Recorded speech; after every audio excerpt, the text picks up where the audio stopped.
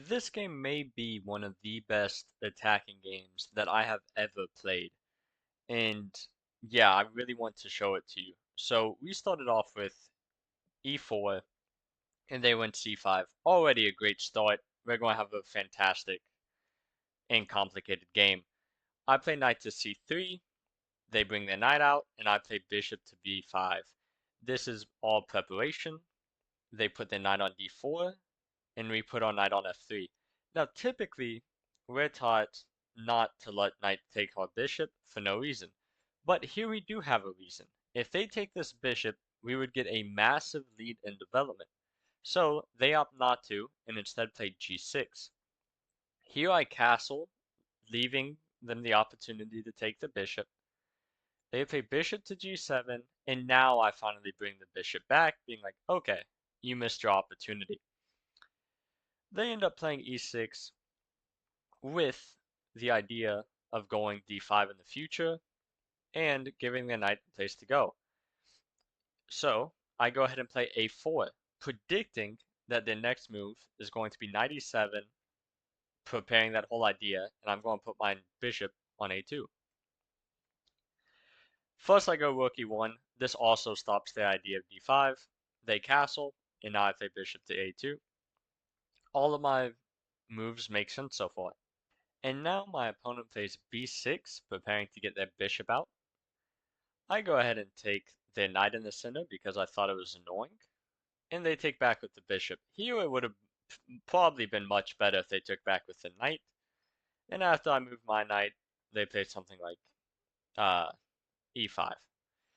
I'm There's other moves. The computer says d3 and then something like e5.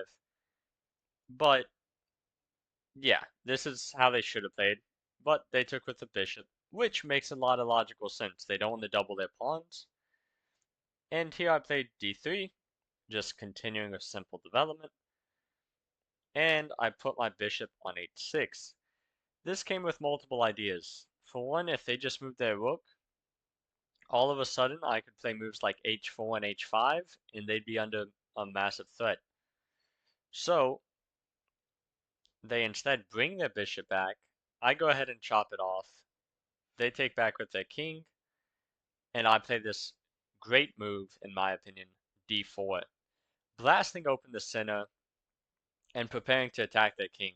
Currently, black is lacking development.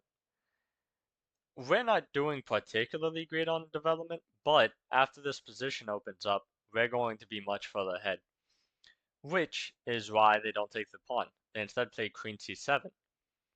Here, the computer thinks d5 was best, just completely meeting us in the center. But they go queen c7, and I find another move, which I think is great.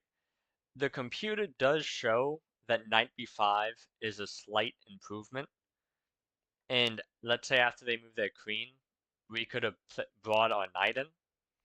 So there was slightly better than what I played, but this move d5 starts to just suffocate black.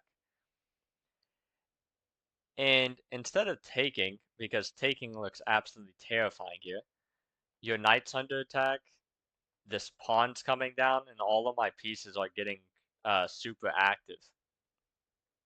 Which is why instead they decided to just bring their queen towards the center. But this fails tactically due to me taking the pawn, and after they take back, I bring my queen in. And this is a simple fork. And you don't typically see this in a chess game, not like this, where somehow both of your pieces are on the 7th rank, you have a ton of other pieces, and yet nothing can defend your position. But he goes ahead and attacks my queen, and I take a free knight. But how does my queen escape? After he plays this move g5. This was his point. But here I find what I consider to be a genius move. You could play something like h4.